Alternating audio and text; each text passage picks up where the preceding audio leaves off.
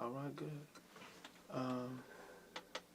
What is it about the rap? Is it the beat or the lyrics or both? Right now, times change. When I first started, it was more a combination of both. Like, I mean, when I first started listening to rap, Sugar Hill Gang, Curtis Blow, it was a combination of both, mostly just a combination. Lyrics and rap together made everything. Then as time changed, like when groups like Public Enemy and stuff like that, then the lyrical content really became more of a factor, and people wanted to hear, what is you saying, or what are you saying, what is you really saying? If you're saying something, if you're not saying nothing, we don't want to hear it. Then times change, like now, the beat is like 95% of what's going on. You could be saying anything, as long as it's banging, slapping beat, and you can get the hot heads banging, you feel me, it's a slap. Yeah. So it depends on where people's heads are at the time. And what is it for you, Dre? Right now? Yeah. It's always lyrically with me. It's always lyrically with me because not just fans on the street. I don't just rap for the fans on the street. I rap for the rappers that rap, too. I rap for Yuck Mouth and Keek rap for me, and we rap for each other. So my game got to be lyrically tight because I'm rapping for my niggas, too, that rap. Right. So I can't have no faults in my game. So it's basically a lyrically thing to me. But I got to pick the right beats for it to get the right people to listen, though. Right. So, you feel me? You can't just rap over what you might want to rap over most of the time. You got to pick beats to whereas, like I say, where people's heads are right now. People are up on the upswing tempo right now. Feel me? Yeah. What's your highest high when you have a mic in your hand? What's the thing when you're on stage that makes you feel like, yeah, shit, that's what I did it for? When somebody of the totally opposite walk of life is sitting in front of me singing my lyrics word for word and bobbing and just knowing, feeling it, and know what I'm saying, even when I'm using slang words that I just might have made up, they know by the way I used it in the phrase or whatever, they still feeling it and know what I'm saying, and this person is nothing like me. It's nothing, color, dress, girls, whatever, it's nothing like me, but he's sitting in front of me singing word for word, no word for word. So I'm like, yeah, it's what it's about right here, baby. And after the show is over, when that promoter comes, chip you off. Yeah, cashing me off my bread. Yeah, this is about here, baby. Yeah. Straight out the horse's mouth. He did get to experience that shit. Dre crossed over. He just explained it. That was crossing over. That's what they call crossing over, man, and tapping into that other market. You sitting in a crowd and it's a nigga that don't come from what you come from, and he rapping what you rapping word for word because he feeling it, because you painting with that pen and you making a connection. You crossed over. He got to experience it. He felt that shit. You feel me? Got to see. And it was crowds of motherfuckers like he just described. It was crowds of them motherfuckers. Man, hold on, man. Look, hold on. Man, on my mama, this shit, I seen this shit when I was little. Let me see. Yeah, this nigga was Michael Jackson. Dre was Michael Jackson. That nigga was Michael Jackson, bro. Man, listen. Love this nigga right here. I swear to God. That nigga was making them bitches cry. And nigga, don't ask me why. I flow that pimp shit cause I know that pimp shit. You busy. Biz or die, you busy. That nigga had bitches crying, man. This nigga was Michael Jackson. He was Michael Jackson. I'm telling you, nigga was Mike. Nigga was Mike. Nigga was Mike. Not gonna lie, nigga was Michael Jackson bad. Hey man, say man. You already know what I'm gonna say, man. It's your local neighborhood player, Drip Damone Jr. Kicking it in the Player Circle podcast. Where we don't force nothing. If it don't fit, it don't sit. No squares in the circle. Hey man, today man, run that. No squares in the circle, nah, we don't do that. Player circle stamp, yeah, you knew that.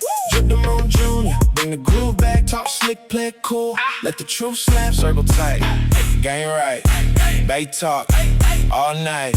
Stay sharp, move clean. No squares on the team. Player circle, tap in. Yeah, that I mean. Talk light, go dumb, light on me. Hey man, say man, you already know what I'm gonna say, man. It's your local neighborhood player, Drip Damone Jr. kicking in the Player Circle podcast. When we don't try to fit a square into a circle. And hey, man, today, man, we live with the Cuddy, man. We gonna kick back game with the Cuddy, man. You know, in light of recent events, man, I just been going through interviews and shit, and I found one of them, man. This shit was pretty cool, man. Pretty player, I ain't gonna lie. So I just wanted to kick back. We gonna watch this shit. Dre doing what Dre do, man. He's sitting, he kicking game, man, and just talking about the motherfucking game, you understand? And he was ahead of his damn time. I'm watching this interview and I'm like, damn, the shit he talking about right now in this interview is going on right now. We looking at this shit happening right now in our motherfucking face. So I definitely wanted to come on here and just sit and share this with y'all, you know what I'm talking about? So let's get to it. All right, no doubt we're here with a legend from the Bay. Straight from the V, Right Vallejo. That's right. Give it up. More than 15 years in it, huh? Yep, something like that. So we're gonna knock it out with Mac Dre, and we got the first question right here. And this question is, what is rap? What is rap? That's a good first question. Rap is a way of expressing yourself through words on top of a beat. What frame of mind you might be in, want to be in, experience you might have had to a beat. Rhyming to a beat, on beat, expression, on beat, rhyming. And as many ways as you can get yourself to express that point are your styles. Okay. Feel me? Yeah. Can anybody rap? Can anybody be a rapper? I used to ask myself that all the time. When I came home in '96, I tried to actually make a rapper out of anybody and nobody. And everybody can't be a rapper. Unless you have enough money to force feed the public to believe and to dress him up, and then you can make a rapper. But he won't be a rapper. He won't last long. One hit wonders.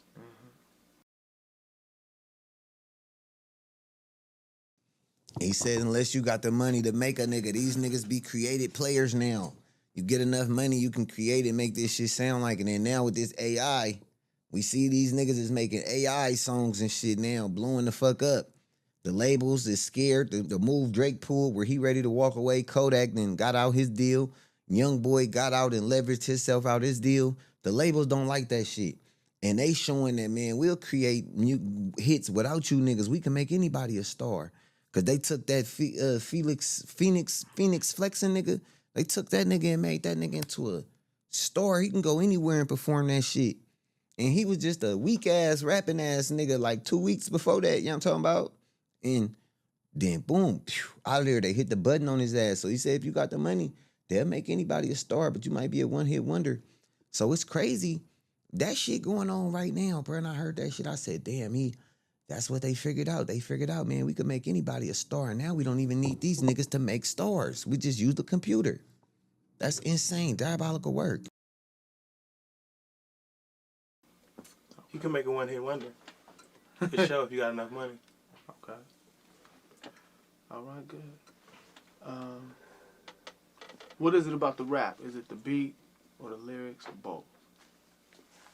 Right now, times change. When I first started, it was more a combination of both. When I first started listening to rap, Sugar Hill Gang, Curtis Blow, it was a combination of both.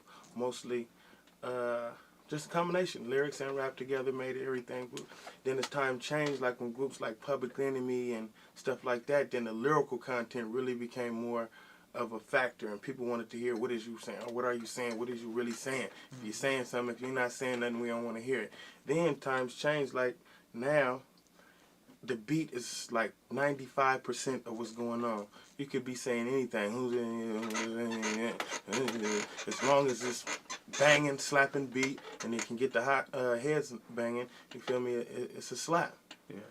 So it depends on where people's heads are at the time. And what is it for you, Dre? Right now, it's always lyrically with me. It's always lyrically with me because not just fans on the street I don't just rap for the fans on the street. I rap for the rappers that rap too. I rap for Yuck Mouth and Keek rap for me, and we rap for each other. So my game got to be lyrically tight because I'm rapping for my niggas too that rap. Right. So I can't have no faults in my game. So it's basically a lyrically thing to me. But I got to pick the right beats for it to get the right people to listen though. Right. So you feel me? You can't just rap over what you might want to rap over most of the time. You got to pick beats to whereas, like I say, where people's heads are right now. People are up on the upswing tempo right now. Feel me? Yeah. You've been.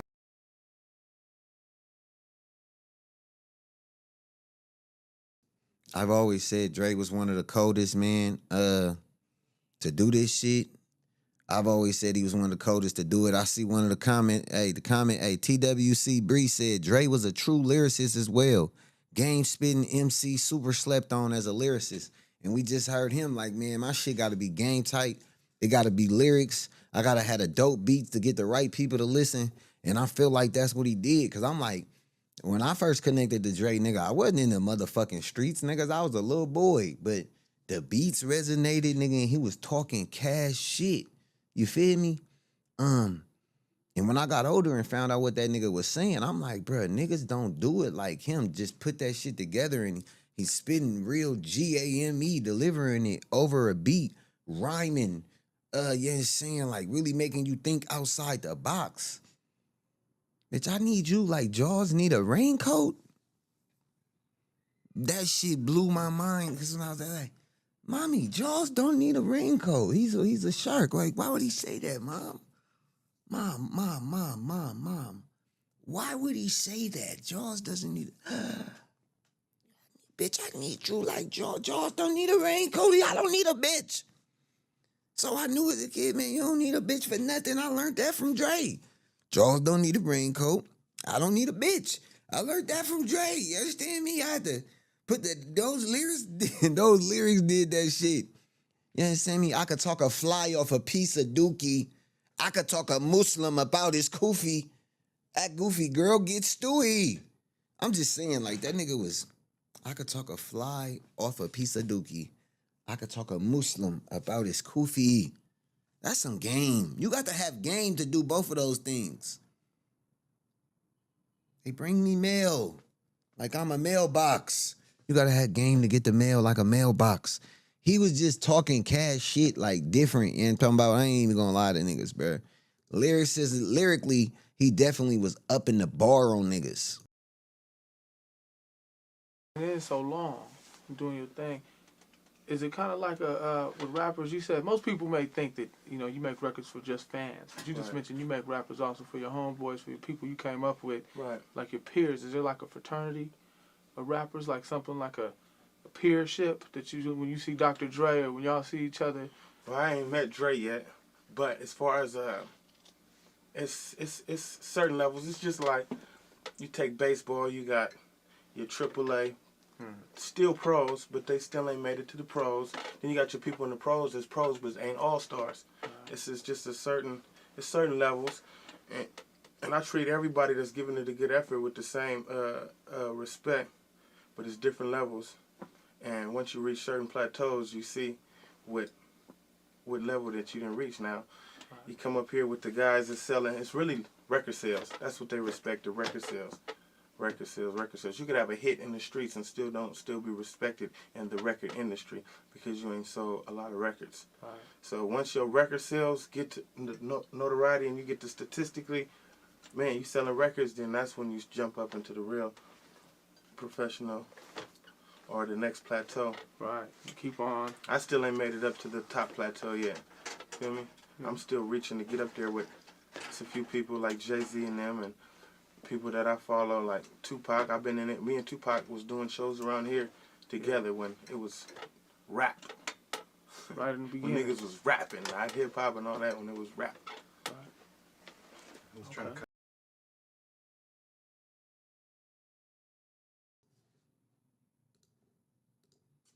Now we hearing Dre say, man, I ain't rapping for just myself, man. I rap for my peers.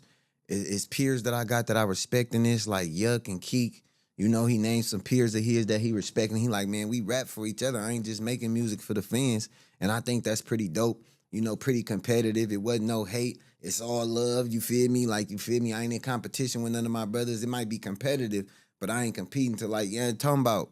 So that was dope to hear. And then he also mentioned, man, there's levels to this shit though. Like, you feel me? It's different levels. And he talked about how, man, this shit is measured in record sales. And when I'm having these discussions on top artists and shit like that, you always do hear about money, record sales and shit like that. But I'm not always judging that, man. I like to turn on the motherfucking music and I want to hear the beats, what beats they selected. I want to hear what bars they used. I want to hear all that shit. I want to hear them talk cash shit. So when I be talking about better, I'm only taking into that account that, yeah, it's niggas. If we was talking anything else, if we was talking records and all that shit, it'd be Hammer at number 1. You know what I'm talking about? But that ain't what we be talking about. So when I be saying Dre the GOAT to this shit, I mean he the GOAT. Lyrically, I don't give a fuck. He talk more cash shit to me than anybody. He just be talking cash shit. Real GAME. He embodies everything of this Bay Area shit. You know what I'm talking about?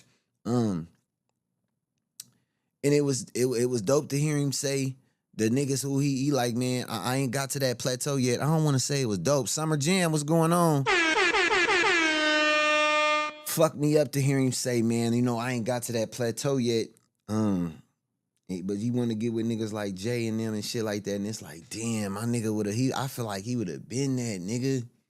Dre got so big after he passed, but I feel like even when he was here, he had like a cult-like following. Like, that nigga was going to the outskirts, Modesto and Fresno and all that shit, and he was living like a rock star. Dre was able to crowd surf if he wanted to. That nigga could have really crowd surfed all the way to the back. They would have sent that nigga back to the front. Like, you feel me? On my mama, they would have sent that nigga, they would have carried that nigga all the way around, nigga.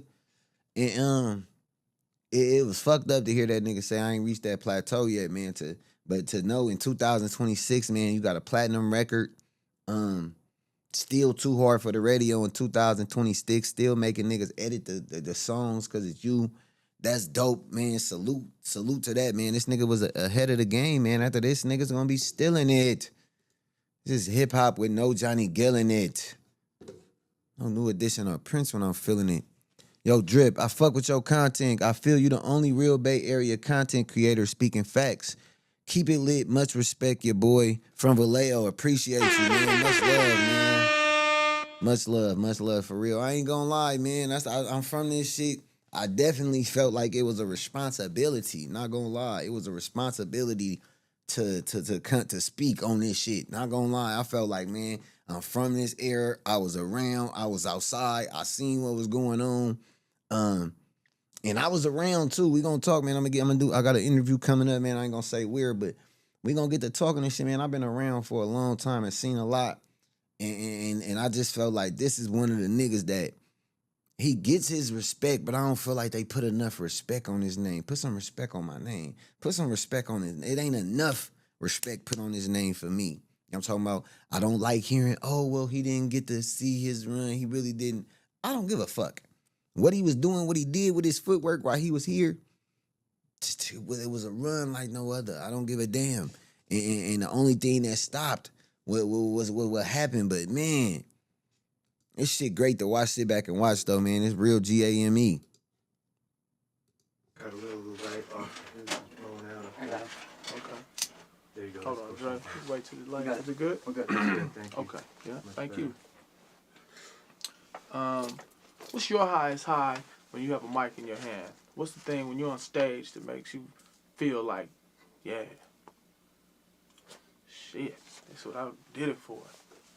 When somebody of the totally opposite walk of life is sitting in front of me singing my lyrics word for word and bobbing and just knowing, feeling it, and know what I'm saying, even when I'm using slang words that I just might have made up, they know by the way I used it in the phrase or whatever, they still feeling it and know what I'm saying. And this person is nothing like me.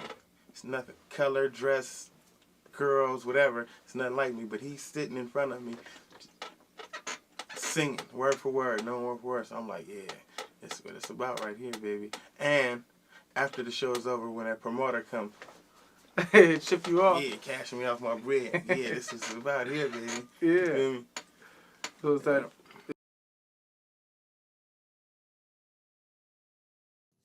There we go, straight out the horse's mouth.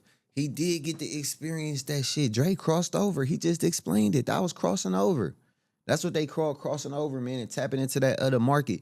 You sitting in a crowd and it's a nigga that don't come from what you come from, and he rapping what you rapping word for word because he feeling it, because you painting with that pen and you making a connection and you crossed over. He got to experience it. He felt that shit. You feel me? Got to see. And it was crowds of motherfuckers like he just described. It was crowds of them motherfuckers. Man, hold on, man. Look, hold on. Man, on my mama, this shit, I seen this shit when I was little. Let me see. Yeah, this nigga was Michael Jackson. Dre was Michael Jackson. That nigga was Michael Jackson, bruh. Dre was Michael Jackson, bro. Love this nigga right here. I swear to God. I die, making them bitches cry. And nigga, don't ask me why. I throw that pimp shit cause I know that pimp shit. I smoke that pimp shit. Man, Love listen. this nigga right here. I swear to God. I That nigga die, was- making them bitches cry. And nigga, don't ask me why. I throw that pimp shit cause I know that pimp shit. I smoke that pimp shit. You busy.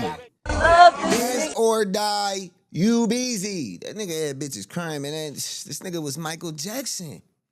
He was Michael Jackson. I'm telling you, nigga was Mike. Nigga was Mike. Nigga was Mike. Not gonna lie, nigga was Michael Jackson bad.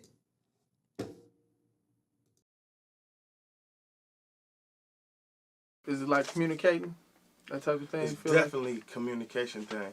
It's a way of forming. For me, I'm representing I guess a secret society of people that I know the rest of the world don't know about, that exist. That's just as entertaining as the rest of the people that are on TV. Mm-hmm. So it's a whole culture that I'm representing that I know people don't. So I'm communicating with and for the people of that culture.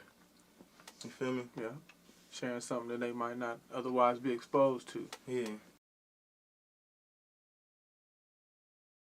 He talk about the Bay, man. He had the Bay on his back. He like, yeah, man, I'm representing for a secret society. You ain't talking about some niggas that it's a little saucier than everywhere else around the world. Not gonna lie, like there's some things going on that everybody might not be exposed to. And Dre was exposing that, and he was on the road doing that, really putting on for this shit in a major way. From Cali all the way, like I said, you see where he was at when we unfortunately lost him, man. He was in KC doing his thing, and KC loved Dre. You know what I'm talking about? He was really all over. Hawaii loved Dre. Nigga was all like doing all kind of shit, man. They knew about the Cuddy. You know what I'm talking about? So this is crazy seeing this shit and hearing this shit back. I know I watched this shit when I was young, man, but seeing these motherfuckers again. Shout out to Andre Nicotina. This is his content. You know what I'm talking about? Dope interview. Okay. To you, what do you see as the influence of pimping on the MC in terms of like bragging, profiling, the swagger, your style? How does pimping influence the MC? Okay, that's a good question too. Pimping has a lot of influence on the MC because of a pimp's mouthpiece. For him to be able to talk, I don't know if you've seen some of these hoes and strippers nowadays. Some of them are bad, beautiful, could be doing modeling or whatever, whoop-de-whoop. So for a pimp with not a dime or a dollar in his pocket, to be able to get this girl to turn over her everyday earnings, which can range from 500 to 5 G's a night, and do it on a consistent basis and have 4 or 5 of them, you got to come up with some of the most catchy things that a girl ever heard, you feel me? So when a pimp talk and a rapper listen, he listening to, man, this man is spitting it. He using his gift. These words I've never even been heard put together. I ain't even heard the president talk like this. So it's just those one-liners that you get to keep the people interested that the pimp got that's influencing the rap game. You feel me? Right. You got to keep the ear. Okay, that's good. Good answer. So the next question is, what is a pimp? Well, you got people that define the word pimp. It's a few definitions, but there's a real hardcore, the real meaning of a pimp from around here, Frisco, where pimps is origin, you know what I'm saying, Fillmore, Fleming, A pimp is a man that's getting his money. His business is making these women go to work and make money and whoop and financing managing their money and everything and he getting all the income and running the business off of sex. Ladies selling sex, women selling sex. Sometimes they don't even have to sell sex. I know hoes out there that are 5Gs go on a shopping spree with rich people. Just come be my jewelry for the weekend for 5Gs. Bitches go get on an airplane, go to LA, and be with some rich-ass guy for the weekend. Just so he can show off at the parties and shit. Like he got a tight-ass, blonde hair, blue-eyed bimbo with him. Dre, what's the difference between a pimp, a player, a gigolo, and a Mac? A gigolo. Pimp. Player, gigolo. Pimps are more structured. Pimps are structured. They got rules, moral standards, and codes they go by, and they real serious about their business, and they keep themselves. It's a real business with a pimp. You feel me? On the pimp aspect, a player was just what you say. He's playing. He's doing what he's lying to bitches. He got bitches over here. He got about 4 bitches. He got bitches everywhere. He's doing what it takes. He got this bitch thinking they the number one. This bitch think the number one. He talking to this dude. Got him thinking this. He playing. He's a player. He's good at it. He's in the game. A player is a person that really plays the game. And a gigolo, you know what that is. I will push back on that, right? I'm definitely, man, pushing this P shit. Man, these young niggas, man, be a player, bro. Be cool, be smooth. You know what I'm saying? Be cool with all. You ain't got to, you understand me? Don't trip off nothing. You understand me? I stay out my motherfucking way. I mind my motherfucking business. And when shit ain't right, right is right and wrong is wrong, man. And you feel me? If you got a homeboy that's doing wrong, let your homeboy know he doing wrong, whether that's your homeboy or not.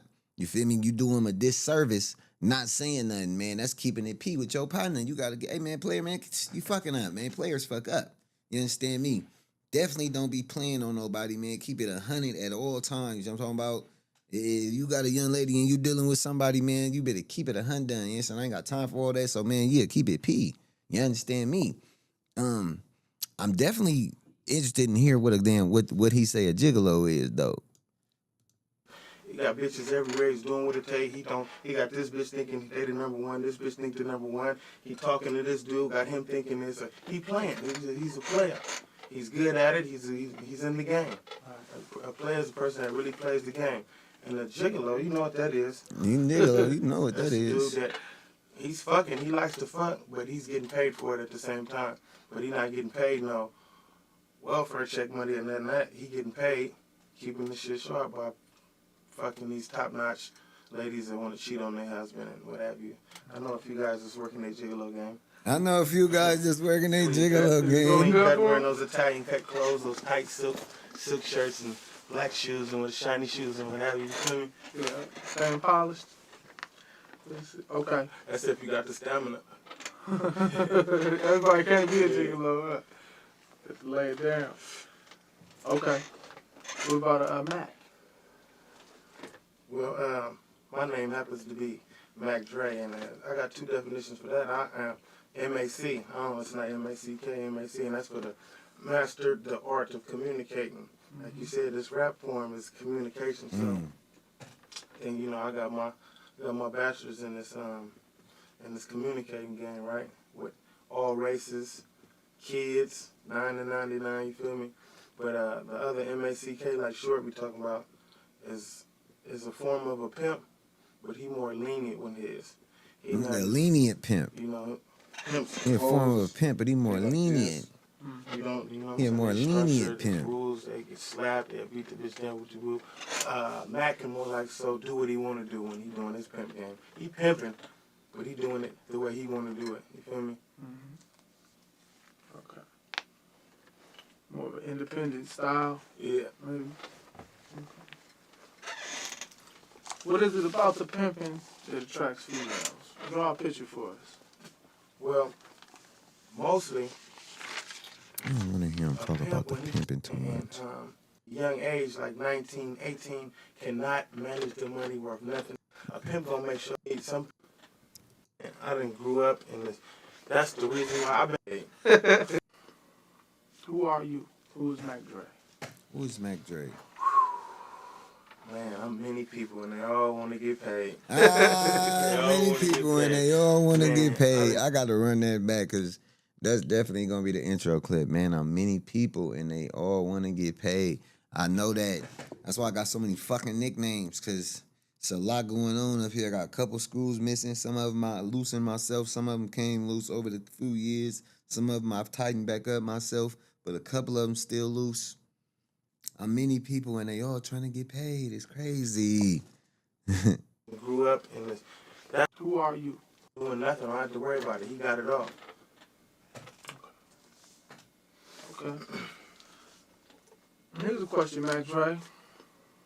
Who are you? Who is Mac Dre? Man, I'm many people and they all want to get paid. They all want to get paid. Man, I done grew up in this. That's the reason why I've been a lot of places and there's no places like the Bay because so many races interact with each other and they get along good. It's not a lot of racial tension out here. If there's any tension, it's tension between he's from there, or she did this, he did this. So I was born in Oakland. Yokin, was Doc raised in Diplomat. Vallejo, Concord, San Rafael over there, Marin County, everywhere, you feel me? So I think, and I done kick with all different kind of people. Sometimes I get tired of being thugged out, so I go kick with the other guys with me, or some who do. So I'm many people, and that's what I think made my style, so. He giving niggas the game. He just told niggas how he was able to create what he created. You know what I'm talking about? How he was able to connect. It wasn't no IG, it wasn't no Twitch, it wasn't no Kick, it wasn't no motherfucking Facebook, it wasn't none of that. So he like Marin County, San Rafael, he was going all of these places, building relationships, genuine connection with people, and they was falling in love with the Cuddy I'm talking about. That's why he had a movement the way he had it, and he was doing it on his own 2 feet. My granny used to always tell me, man, you got 2 feet, stand on them. You got 2 feet, goddammit, stand on them. He was putting in the footwork, and it created Mac Dre. It created what we got today. So you got to salute that shit. And if you doing anything in this world, if you in a rap game especially, if you in a content game, any of that shit, social content creator, whatever, you got to move around. You got to get out there. You got to touch all these motherfuckers. You might need to go back that independent way. Like, you feel me? Talking about really hand to hand and shit. Find out how to connect with individuals and make them fuck with your shit. Because that's what the Cuddy did, and it turned him into Mac Dre, real G-A-M-E from the Cuddy 20-something years later. You know what I'm talking about? R.I.P. Mac Dre. So different from everybody else's because I done damn near, you feel me? Yeah. My Asian cats, my Filipino niggas, my niggas in Frisco, Mexicans, and you know what I'm saying, a little bit of everything. I got all kind of friends. I got all kind of friends. Talk about And listen, I can connect to that, man. Look, I moved out of Oakland when I was motherfucking 10. Moved to Sassoon with my motherfucker, or Fairfield with my granny. You feel me? End up motherfucking, no, really Sassoon. Yeah, we moved to Sassoon first. My TT lived in Fairfield. All right, I moved to Sassoon with my granny first. Boom. We staying there. I meet some people from Vallejo. I meet motherfuckers from Sassoon, Fairfield, you know what I'm talking about? And I'm a kid, and they put me on the Mac Dre, you know what I'm talking about? That's when I met Filipinos for the first time. Nigga, we ain't had no Filipinos when I went to school in Brookfield and shit. I moved around a lot as a kid, motherfucker. So I went and spent 2 years out there in Vallejo. I mean, not Vallejo, out there in Fairfield and Sassoon, you know what I'm talking about? 6th grade, 7th grade, we moved to Benicia, you know what I'm talking about? Then I went to Benicia, stayed in Benicia for some time, you know what I'm talking about? Then I ended up going back to Oakland for the 8th grade, you know what I'm talking about? So I moved around a lot, dealt with a lot of people. Even when I got back to Oakland, I went to Ojai, Castlemont, Dewey, motherfucking back to Castlemont, Roosevelt Middle School, Stonehurst Elementary, Brookfield Elementary, Markham Elementary, and I've been all around. So a nigga met a lot of people and moved around. So that's how I end up growing and becoming the motherfucker I become. So that's why I understand and connect so much to, yes, a lot of people living in this motherfucker. I ain't gonna lie, a lot of personalities. You know what I'm talking about? And then sometimes they all clash sometimes. And that's when sometimes you get the best version of me on this motherfucker when they all clash. But it's dope to hear that shit. It's crazy. the value of that, as opposed to maybe That's so being valuable Okay. because it's because, man, you can talk to, you can do things that other people can't because they got the blinders on and they don't know because they haven't opened up and actually learn. If they have been exposed to the stuff they weren't learning and seeing what it was really real. I'm a people person. I'm interested to see how other people live. You feel me? What they might be doing. And when I went to the feds in Lompoc, it's damn near you have to be aware of your surroundings and the kind of people. You got to have a good judgment of character within the first 2 to 3 minutes when you meet somebody because something can go down within the next 5 minutes. You feel me? So you got to be knowing what kind of person that you're dealing with. So I got a good judgment of character being in there too. And the feds is not like the state pen. You got people from all 52 states and the states, the other areas of the United States control, like Virgin Islands and all that stuff. So you got my people, then you got Jamaicans and Hutus. So I'm in there interacting with all these people. They all want to hear me rap. Heard I was a rapper. Heard I had nice things on the street and was interested. Heard I had nice things. How'd that feel, if I may ask, when you, when you were behind walls and you was like people knew you. What was that like? It was when I went to everything cool. Oh, yeah. All right. Just a little to the little to the left. Oh, you're right. That's good. When I went, I was 21 years old, right? When I went to Lompoc, and you know how you hear stories when you're young about the pen, people getting stabbed up, right. So I didn't know what. I wasn't scared, but I was ready, prepared for the worst and everything. So I didn't know what to expect. So when I got up in there, and you wouldn't think that so many people like from the Bay Area would be, oh, there goes such and such from Oakland and him from Richmond. So people knew about me, and they were kind of like, yeah, that's my partner. You gonna represent us for rap. I was the representative for the Bay Area in the federal penitentiary. You feel me? So I was the representative. I'm the poster child. So every so often I have to go up in the band room up in there and eat a rapper from New York, L.A., wherever they came from, whoever thought they could rap. Y'all heard of Cuddy, man? He said he was in New York, L.A., nigga. If you ran into the Cuddy and you was in the feds, you feel me? He said he was fucking shit over in there, and I believe him. Brought him up there to the band rooms to see if they can get down with Mac Dre, you feel me? So it gave me a little bit of respect when I was in there. So I was up there as a mob figure with the mob figures, you feel me? Because I could entertain.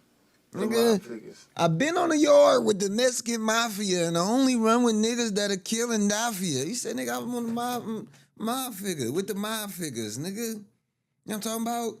The nigga said, nigga, I've been on the yard with the Mexican. He said, nigga, I've been on the yard with the Mexican mafia and I only run with niggas that are killing Dafia. That was some of the coldest shit I ever wrote, nigga. And it was real, authentic. Yeah. Okay. Were you born who you are, or were you taught to be what you are? I was born in Oakland. Stayed in Oakland for a minute, went back to my mother's from Vallejo. But she was out here when she had me, so you feel me? Born in Oakland, Yokin, Dodge Diplomat. Fuck 3 strikes, get the bitch that bad. That nigga said from Vallejo. Born in Oakland, Yokin, Dodge Diplomats. Fuck 3 strikes, get the bitch that bad. This nigga talking, as he talk, I'm hearing the lyrics. Like, I'm like, from Vallejo, born in Oakland, Yokin, Dodge Diplomats. The fuck wrong with diplomats? The fuck, Oakland. Fuck 3 strikes, get that bitch that bad. That nigga that go, I don't give a fuck what nobody talking about. Back to Oakland, so I'm a Bay Area cat. So first, my mother worked in Frisco as long as I can remember waking up. You feel me? So she been back and forth commuting to Frisco. So it's so much alike, nigga. He said my mama working in Frisco, getting in the community. My granny was waking up 4:30 every morning. I had to be out the house by 6:30. She used to tell me, if you miss that school bus, I'm gonna fuck you up. So my granny out the house by 4:30 on her way to Frisco from Fairfield, and I'm on my way to school. It's dark. She gave me a fucking rape whistle and a flashlight. Yes, I said what I said. My granny, it was dark. We lived in a motherfucking neighborhood. We had to walk through the neighborhoods and shit. She used to be like, don't never go the same way twice. You always walk a different route. And she gave me, I ain't had no phone. It was dark out and I was hella little. And she gave me a fucking rape whistle and a flashlight. And I guess I was just supposed to blow that motherfucker and shine my motherfucking... I was just supposed to blow that motherfucker and shine that motherfucker if a motherfucker tried to get me. You know what I'm talking about? And I used to be watching motherfucking, goddamn cold case files and shit, so I'm scared as shit walking in the dark. Whistle in hand, flashlight on, nigga. That's crazy. Basically, I'm just like you. I'm just like Whoever you. else from the Bay Area that might be watching. You know what I'm talking listen about? to rap music. And who I am,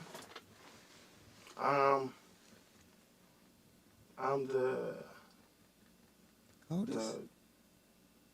Scarface for the Bay, or the Jay-Z. You know how everybody got their... I'm one of the rap stars for the Bay. That's my thing. Scarface or Jay-Z, The nigga. Bay Area want to see people from the Bay Area on TV with nice cars and why it's not nobody from the Bay on TV or shining or doing as many things. I'm trying to be that guy for my Bay Area folks, you feel me? That's why every time you see me pull up, I'm going to pull up something. I'm dipped when you see me. 60,000, 70,000 or better. They don't want to see me. That nigga said that's why I'm dipped when they see me. You're locked in with the innovators. They Make don't sure want to see me. It was just right up everybody's alley. So everybody is doing the dope dealer thing. At the same time, people are getting hooked on the drugs. So it's affecting everything. Even the people that don't even smoke or do nothing are getting affected because it's changing the economy and everything. So it had that was the biggest transition from when I was a little guy to now. When rocks hit, I ain't never seen nothing hit like bass rocks to affect the whole community. Why do you think people, like, you get major time for a little bit of rocks? Why do you think people aren't thinking about that? Why are they thinking about the money side more so? Just like I said, it's the get rich quick aspect of it. Bam, I can go out here today, have Whoop-de-whoop. That's that nigga shit. I'm gonna get the investment money and none of that. It's just quick money right now. So the risk, the need outweighs the risk. The need for the money outweighs the risk because you need money to eat, survive, whoop-de-whoop. And that's the quickest way some of these people know how to get money. You feel me? Mm-hmm. So they're willing to take that risk because, man, what you gonna do sometime? That's how they think. You gotta eat. There are other things to do, but that's how some people think. Right. That's right. Shout out to Dre for telling niggas there are other things to do. There are other things to do than breaking into people's cars. You know what I'm saying? You could do other shit than breaking the cars and be a bipper. You do not have to be a bipper. You know what I'm talking about? You could do other stuff than bipper. You could do other stuff than steal shit from other niggas and rob niggas and kill niggas because you want they nice things. There are things you can do to obtain your own nice things. You know what I'm talking about? You can do other things. There is other things to do. Just so you niggas know. You don't gotta sell rocks. You gotta eat. There are other things to do, but that's how some people think. Right. There are other things to do. Let me ask you. Like you just said, whole communities are changed and destroyed from crack, from this one drug, different than all the other drugs. What's the worst thing about crack? The worst thing that there's two worst things. The worst thing is the lives that have been destroyed and all the great people that could have been somebody smart. Man, crackheads, you got nerd crackheads that would have been rich or could have did something for, helped a whole lot of people, helped the masses. A lot of good people got fucked off by the crap. And a lot of people that were rich, another bad thing was a lot of people that were ballers back in the day off their crack are nothing now. So it's kind of like an illusion kind of thing. You on Fantasy Island for a minute because it ain't there no more, you feel me? That's another fucked up thing. Everybody that I knew that was balling, that I looked up to, or calling me, asking me how can they. Instead of calling me, asking me how can they bust a move, you know what I'm saying? That's telling y'all YNs. It's the same shit right now. Everybody I know, man, that shit was not what it's supposed to be, man. You gotta leave this shit alone. And I ain't just talking about selling rocks. I'm talking about the streets. That shit is over with. Leave that shit alone. Find you something else to do. There are other things you can do to get you some money. Get into some legit money. Is there anything good that came from crack? Yeah, I wouldn't have Mac Dre.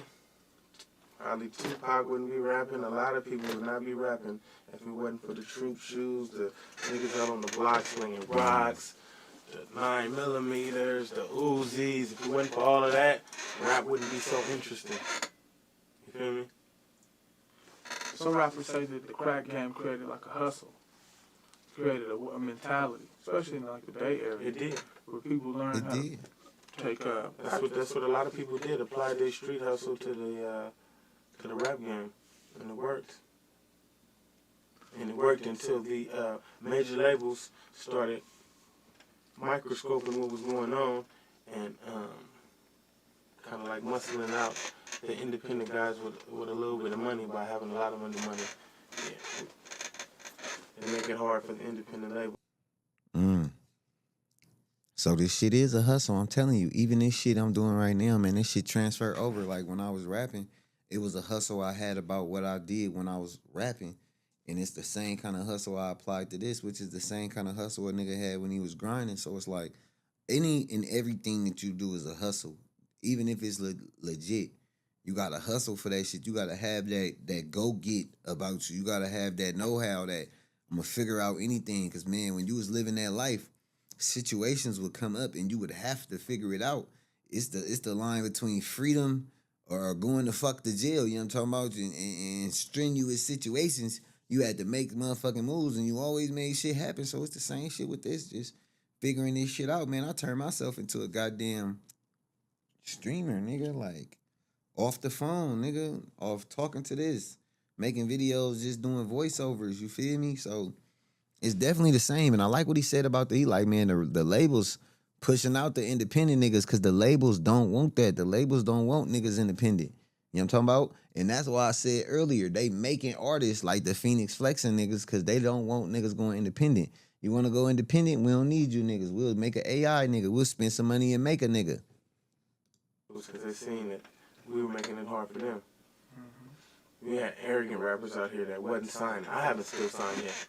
Why not? Because I make more money than you trying to offer me right now. Right. So it make it hard on them because I probably would have been signed if it wasn't for this independent game. You feel me? Yeah. There's a quote. I think Nas was the original writer of this quote, but it's been sampled by Biggie and Jay-Z. They said, sometimes the rap game reminds me of the crack game. What did they mean when they said that? What do you think they meant? Man, honestly, damn near most of the people that deal with that, not that high level rap, but that like from my level and a little bit higher than where I'm at, most of the people that are part of that family or that business came from that era.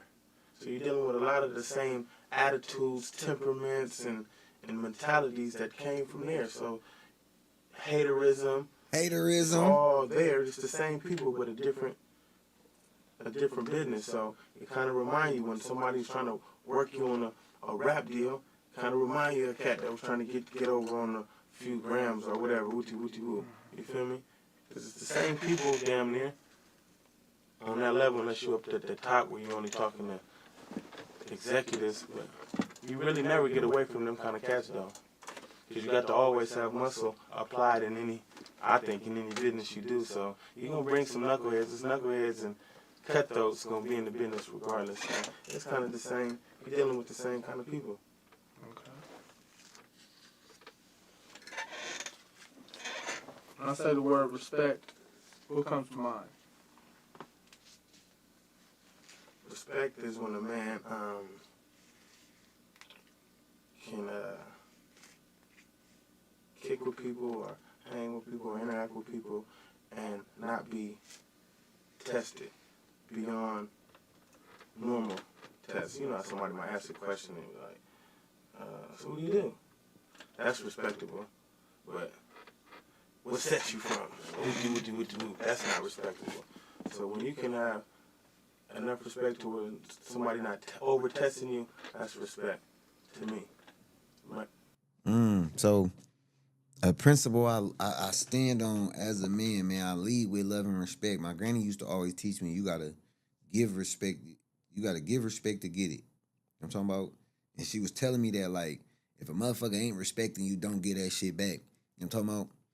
So I lead with love and respect, because I demand respect back. Not walking into the room thinking I'm the roughest, toughest nigga in this motherfucker. Anywhere I go, I lead with love and respect. When I'm somewhere else, I respect that I'm in a section and I got respect for wherever I'm at, you know what I'm saying, and love and respect for it. But it's definitely, you know what I'm talking about, big respect over here needed, and I lead with it, so I expect it back. So when it's not reciprocated back, sometimes, you feel me, it's a certain way you got to handle things. But I definitely have found a way to even, you know what I'm talking about, mitigate through those situations when disrespect is being shown. It's not always wise to have to show a motherfucker why they need to respect you. Sometimes you just got to remove yourself from a situation so you could, you know what I'm talking about, live another day. You know what I'm saying? I ain't trying to come in last. I'm trying to last the longest. You know what I'm talking about? So definitely what he said, man, a motherfucker that's not going to be too tested. I love to go wherever my feet like to take me, wherever the good Lord, you understand me, likes to let my feet take me. I'll be somewhere, you know what I'm talking about, tonight. You know what I'm talking about? We'll have some footage for y'all for that, you know what I'm talking about? And y'all be like, oh, shit, this nigga, you know what I'm talking about? Yeah, be a lot going on. So I lead with love and respect. And I tell young men that, man, carry yourself, chin up, chest out, any room you walk into, man, be able to look every man in the eye. You know what I'm talking about? Firm handshakes, what's happening, you know what I'm talking about? You understand? I'm big on respect, heavy on respect. You know what I'm talking about? Respect and love. Them some principles I live by here at the Player Circle Podcast. You know what I'm talking about? Whether it's business or business deal or whatever, you at a restaurant and you ordering food or whatever, or if somebody don't over-test you, that's respect for me. Like when there's an unsaid boundary, Right. Nobody crosses it Right. anyway. Some people don't get no respect. Walk down the street with a girl. Hey, bitch, what's going on? Talk to your girl with them. That's no respect. Some people just got that look to where somebody ain't gonna say nothing to him while he with his girl. That's respect. Or try to beat you. Now look, Dre just said himself, if a nigga try you while you with your motherfucking girl, it's no respect. He ain't showing you no respect. You know what I'm talking about? That's not P. Nigga be like, oh, you tripping. If you start tripping, you tripping, bro. That's he asked you. No, that nigga wasn't. That nigga trying to be funny. So I'm in a situation, man. I get to the lake with my woman, man. And this why I don't be going out too, because I'm a nut, man. I don't know what happened. We got out the car. As soon as we get there, I go meet my niggas. We cross the street. We walk on the sidewalk. They had to be some young niggas, man, but they were tall as fuck. Walked up. That nigga said, hey, is this your girl? Because if not, I'm finna holler at her. I had just got to the motherfucking lake. And I had a bottle in my hand, a Calypso, and then I had the Patron bottle. And then I turned the bottle, I grabbed it by the neck, and I'm like, bro, you finna get your head buzzed, bro, if you don't keep walking. Like, fuck is you talking about? Everybody like, oh, scoot you, come on. His partner started grabbing him, they walking off. I walked the fuck up, walk up on them like, nigga, on my mama, we ain't doing none of that. I just get to the lake, and I'm finna set it the fuck off. I'm finna have to knock a nigga out, hit a nigga in the head with a motherfucking bottle. He started using big words. He talk about, nigga, well, I could reciprocate that energy. I know what the fuck the word reciprocate mean too, y'all. I promise I know it mean like give back the same like energy type shit. Like, you feel me? With in return, I could show with in return. But in the moment when he said reciprocate, I couldn't, my Webster dictionary wasn't working. So I'm thinking he talking crazy. I'm like, nigga, well, we could reciprocate then, nigga. We could reciprocate. So my cousins and them come get me though, you know what I'm saying? And nothing end up happening, fortunately. But I'm just saying, sometimes that's why I'm like, man, I ain't going to shit. Because I see situations like that happen and I got to fuck a nigga up because he being disrespectful. You know what I'm talking about? But for the most part, when I go out, man, I have a good goddamn time, and I don't have to worry about things like that. Like he said, you don't have to go through things like that. Yeah, I mean, because it's an aura about yourself. That's why, in young men, it's important to carry yourself a certain way. You know what I'm talking about? It's important not to want to be the loudest or the roughest, toughest nigga in the room. Because when they don't know, you know what I'm talking about, you mystique. The mystique is important because a motherfucker ain't going to test you. They don't know some shit. Motherfucker don't know. And they can't call it with you. You better off. But when you leave with respect and some shit like that, sometimes niggas do take that as a sign of weakness. So you definitely got to find your balance, young man. Out there, find your balance. But it's always better to lead with love and respect. Got some money or anything. Okay. What's the difference between laws and rules? Oh, that's easy. A law, easy. you can go to jail for. A rule is just a rule. Somebody, you break the rule, you might get a penalty or something, but you ain't going to the quinta. Yeah. A law is more than a rule. Feel me? What is more in your world? What do you respect more? The law. Okay. They made me respect the law, though. Ah, respect the they law. made me respect the law, In a though. situation, I'm gonna figure out why are they messing with me and try to get the fuck away from them and make sure that I'm not that one. I respect the law. They make you respect the law. Had a choice. They make you respect it. I didn't at one time, but I give them that respect. I'm gonna get out your way. Do you see any differences between how respect is shown today and how it used to be shown? It's basically the same, a little bit more high tech. Kids way smarter than they used to be, so their test game might be more intense than we used to do. Feel me? But it's basically, you see kids doing the same kind of little testing, little disrespecting, but it's more high tech nowadays. Hate crimes, shooting at school and shit, guns at school and shit. Internet Just to virus. show off though, same shit we was doing, but they doing is guns and shit, bringing them to school. Yeah, motherfucker. A little bit more 2005-ish. He said it's a little more 2005-ish. A nigga was gone in 2004. R.I.P. to Cuddy. These young niggas tripping too. They got all kind of switches on they shit, Dre. They got switches and army. I don't even know where the fuck they get all these fucking army guns from, Dre. We had a Mossberg, a 4.5 that somebody took from their daddy or their big brother, a Trey 5.7 or something, a Deuce 5 with a pearl handle. We might have had an AK, maybe. These little niggas got Call of Duty. Call of Duty is an army motherfucking goddamn army game on PS5. PS5 is a PlayStation 5. Yeah, nigga, we at PlayStation 5 right now. You know what I'm talking about? We still ain't got Grand Theft Auto 6 though, bro. But man, these young niggas got switches, army guns, all kind of shit. You gotta lead these young niggas and they can't fight to save their motherfucking lives. Like Trill TV, y'all was out there thumping and shit. Them little niggas would have been trying to, you mean, them little niggas, they ain't doing no punching. Niggas ain't doing no punching. Unless they in the Bad Boys Club on Zeus. Them the only niggas that be thumping is the niggas from the Bad Boy Club on Zeus. That's it. Them the only niggas in the world that's fighting. Rest of these niggas is shooting all kind of shit. We didn't even have access to guns when I was in school. We didn't even have access to That person. Man, he talking real political shit right now. He prolific. These niggas, where the fuck all these army guns come from? We ain't got no trains, no airplanes, we got all of them, but we ain't got no trains and no planes or no motherfucking ports and shit like that. Where all this shit coming from? Revered. But today it's kind of more normal. Yeah. Man, one nigga out the clique might have had a motherfucking Mossberg. Niggas was taking Mossbergs to the party and be in a party with a Mossberg shotgun in a pants leg or on the back of the bus with a Mossberg. You gotta stand up in the back because you got a Mossberg in your pants. It's the only gun we could have. And then nobody was gonna get shot, even if we fought after the party. Niggas was gonna clear it out. That's what they nigga. I'll clear this motherfucker out. Cause I'm about to catch a case. Everybody get to running. We going to the next party. Nobody went home. Nobody was like, it was gunshots. Let's go home. No, we to the next party, and we might have to walk there. Because if we go to the bus stop and stand at this bus stop together, we gonna wait 25 minutes. The bus gonna come and pass us all the fuck by. Ooh, motherfucker, pass us up like nothing, like we wasn't there. Normal, but it seems more common. Yeah. Okay.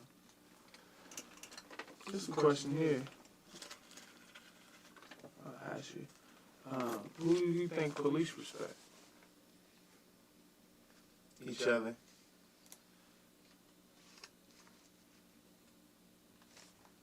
That's about it. Yeah. Cross state line. I don't care who you are, really. They chain of command. That's it. Line up. Boss, anybody that's above them as far as their chain of command and each other, I don't give a fuck. They're jealous, all kind of stuff. It's just the mentality of the police. Some of them can contain it, some of them can't. But they respect each other. Let me see. Go to a show. I mean, we talked a little bit about, when you get on stage, what that feels like. What do you think it is that sets you apart from other MCs, rappers, Macs, whoever, when you're at your best?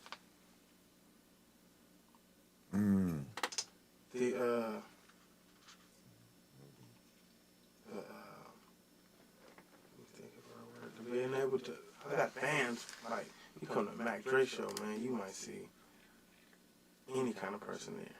And that's what set me apart from the rest of the rappers. You know what I mean? Or you might go to a show, we might have shows like Friday and Saturday and Sunday. You might go to Friday show, there's nothing but niggas in the building, right? Saturday, there's nothing but white cats from college in the building. Sunday, all essays, Mexicans. So I got, that's what got me where how I am right now. Nigga crossed over. Nigga be saying Dre ain't get to experience what he did and what all the footwork he put in. He telling y'all out his mouth, nigga. I put my footwork in, nigga. That's a whole week booked, whole weekend booked. Friday, Saturday, Sunday, nigga, niggas, white people, Mexicans. You feel me? That's crazy. I got all kind of fans. Nigga, I got all kind of fans. You enjoy that? I love it. It's the best. He got a wristband on. Look at the swag, my nigga, like he in a game. All essays, Mexicans. So Nigga got the wristband on. Niggas used to wear watches over the wristbands. I got all kind of fans. That nigga got the Under Armour wristband on like he Shador, like he a quarterback. Dre Bledsoe, I'm the quarterback. Whatever costs the most, I'ma order that. Nigga got the swag is crazy. Like, nigga got the Under Armour motherfucking wristband on is crazy. Enjoy that? I love it. Love it. It's the best feeling in the world. Never limit your options. How does, when you're at your best, impact the people around you? You feel like you know, the quality of life or the quality of the person you are, how does that impact people, who look to Dre, who depend on Dre? I mean, you got management people. A lot of the people who I rap for and rap with and work with, I'm damn near just carbon copy almost. I'm Andre, Hicks, but man, that dude is down to earth, whoop. So you don't got too many people representing where we from or the type of people, not even where we from, the type of person that I am. So when they see me doing it, they're like, yeah, I want to do that thing. I want to represent, boy, do your thing. Feel me? So they feel they succeed when I succeed.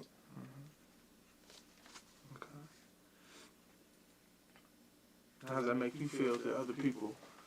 That's what I'm doing it for, because I know, man.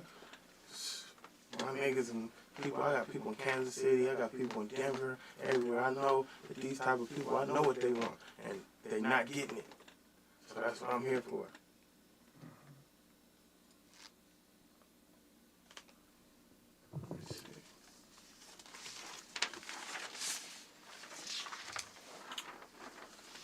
To Mac Dre, What is love? Love is a strong liking for anything. A strong likings. You feel me? Man, I love my car. You do something to my car, I kill you. I love my bitch, man. You don't touch my bitch. Don't look at my bitch. Whoop. I do. Love is a strong. You would do anything for whatever you love. Feel me? If you can like somebody, but love is when you can't see yourself without whatever it is that you love. It would hurt you to be without whatever it is that you love. Maybe your dog, whatever.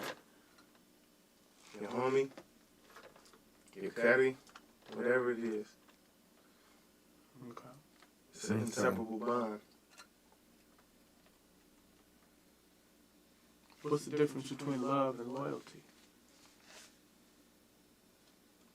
It's on two different plateaus because it's a lot of people that I love that I know can't be loyal, won't be loyal. And you see, loyalty is a trust thing. Love is in here. It's a feeling that you have for something. You feel me? You might love your cousin, but you know you can't loan him no money because you ain't going to see it again. Right. Exactly. Okay. Okay. Think a pimp could fall in love? I think most all pimps aren't. How could you not be in love with a broad that's giving you $1,500 a day? And now they boyfriend pimping. They don't get to be the pimp unless they in love with the bitch. Here, Daddy. I'll do anything for you. Man, you've got to love that. You is in love. Pimps are in love with their hoes. They got to be. Not love like whoop. Man, I love that bitch, man. Yeah. You feel me? She delivers on point. Yeah. Okay. Love her. That's my dog.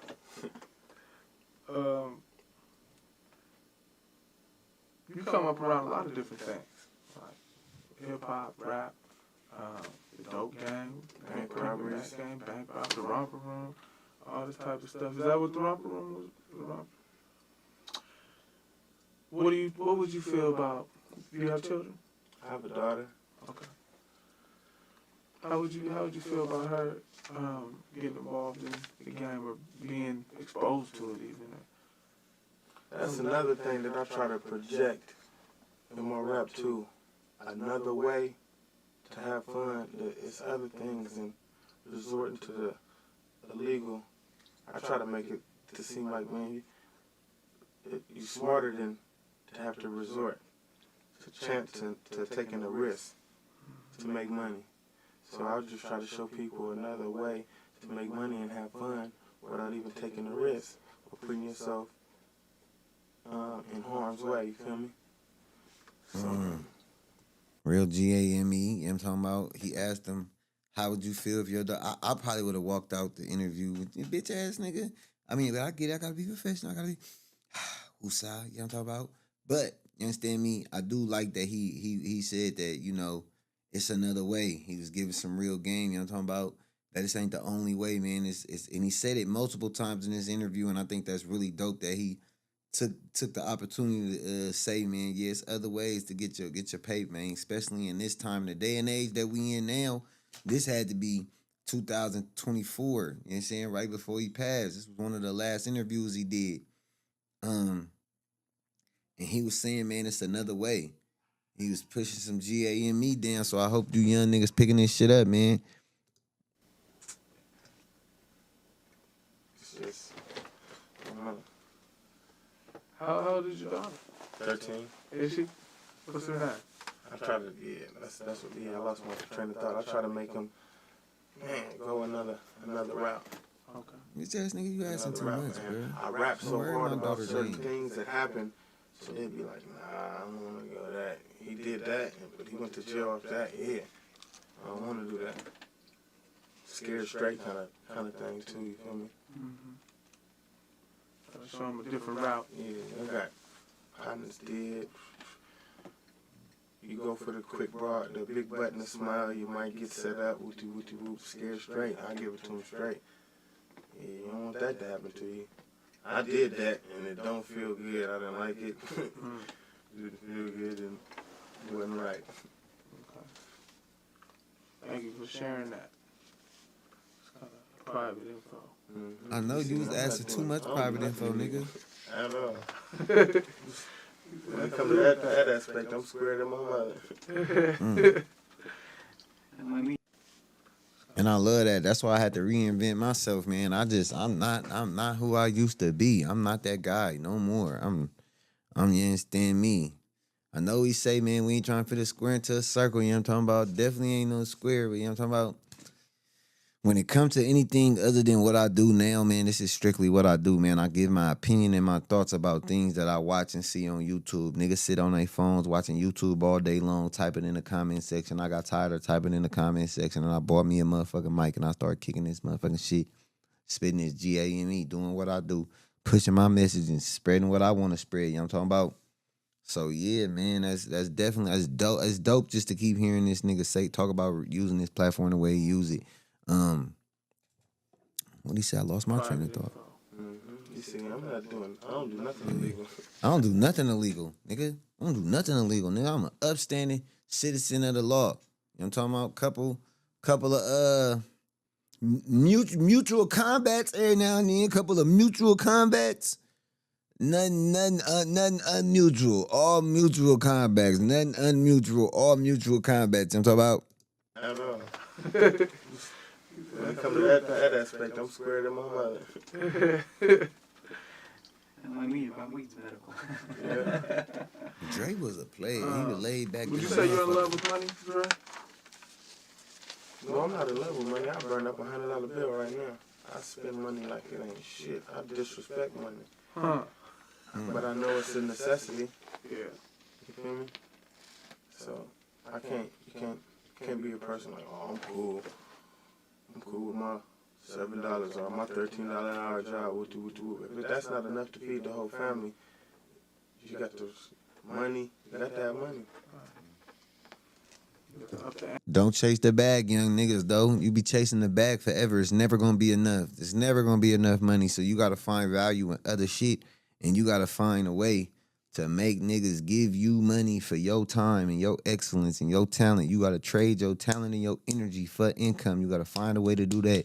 You might have to work for a minute, but while you working, during that time working, you need to be finding out ways to advance your skills, sharpen yourself up, make yourself better for better positions, and that way you can get some more yape. And then all while you doing that, you got to be game planning, figuring out what lane you going to carve out for yourself, so that you could do something to where you can get off that hamster wheel. You know what I'm talking about? Anti on it. Yeah, so if it's a necessity, I'm trying to have as much as you can possibly have. It's a necessity, like water.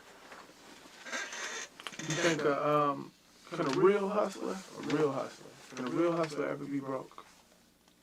Yeah, because he can take a gamble, hustling, and put all his Eggs in one basket. chips and two or three different things, and they all might go bad. But a real hustler gonna come back up though. Just give him some time.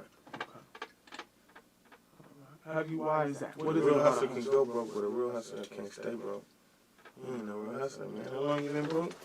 Man, that's going on a month now, man. Come on now. You gonna have to take an H off your hustler. Hustler now. Nigga said we gonna have to take an H off your hustler, man. You a hustler. That's what's wrong with you niggas. You niggas out here selling the money. You niggas out here selling the money. You ain't hustling for it. You niggas out here, you get the money, then you sell the money. You go get you some syrup. You go get you some shoes, all that other dumbass shit. You niggas is selling the money. You niggas is hustlers. You niggas ain't hustlers. You niggas is hustlers. We losing letters. Yeah. Stripes. Describe the attitude necessary for somebody to really get that paper. Like you just mentioned, the hustler can only be broke for so long. What is it about that person, about their attitude, that makes them get that money, that they don't allow themselves to be broke? When they realize that it's a necessity, and things ain't gonna run right without the money coming in. When you realize that, some people are content with being broke.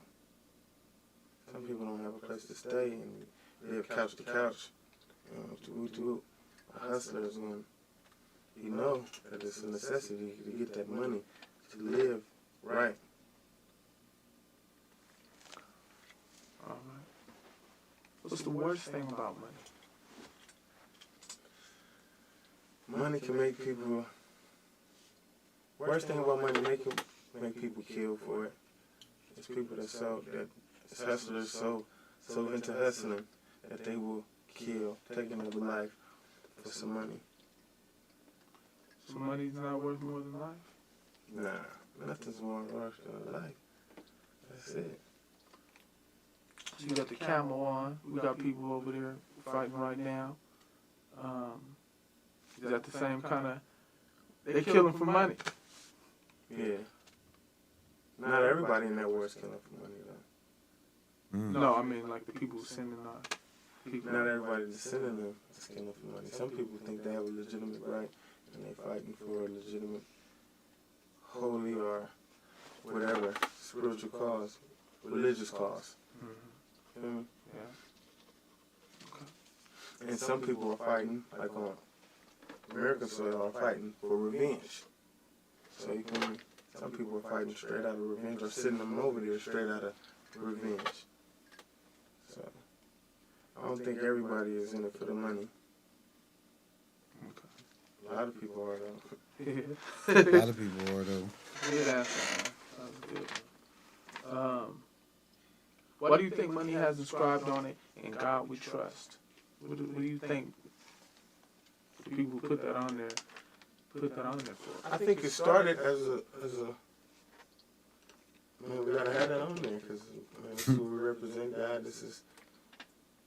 But now, I don't think people are really paying attention to that. In God We Trust. Money is money now. It's don't have nothing to do with God or nothing of that right now. But I think it started off to represent. We can't let this what we gonna use to compensate each other for our services. God's got to be over this. That's why I think the stamp is on there for a reminder that money is not over God. But now I think people that lost. Because Yeah, money some become dang, religion. that was deep. You said it was supposed to be a Money is reminder. business. For some people, do you think money has become like religious? For religious people, money is business. For religious people, money is business. Churches and stuff, you need money. That's the thing.